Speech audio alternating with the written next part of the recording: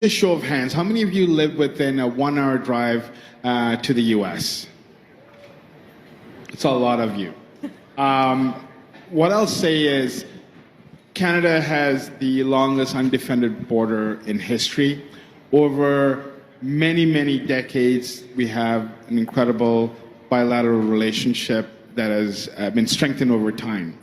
But we know that last year we were called out for causing some of the challenges around fentanyl, as an example. I know when David was minister in my portfolio, there was an allegation that fentanyl, for example, is going to the U.S. From north to south, which we know is far from the truth.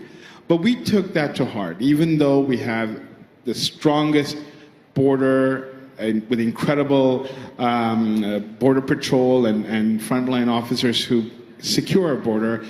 We knew we had to demonstrate, and for our own purpose, because fentanyl impacts Canadians, in fact, at almost very similar rates. 20 Canadian families are impacted by death each and every day. We've lost over 50,000 people to the fentanyl crisis. So it is something that is deeply personal to all of us. I myself have lost a friend to fentanyl, and I can assure you many of you in this room would have had a similar story.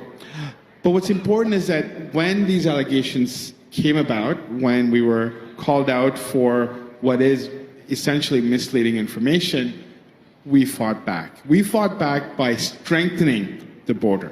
$1.3 billion investments towards Black Hawk helicopters, drones, additional personnel, additional security, additional screening, additional scanning equipment, a range of new technology that we deployed across the border, which I know has had an impact on a range of issues, including on guns.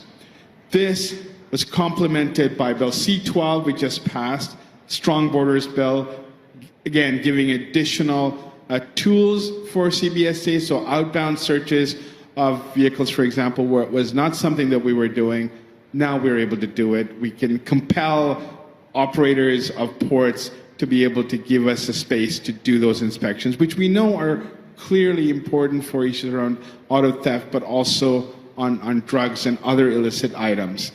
This is now being complemented even further by 1,000 new RCMP personnel and 1,000 new CBSA officers. The establishment of the Financial Crimes Agency of Canada, which we hope to do this spring. Culmination of all of this, I will say, has strengthened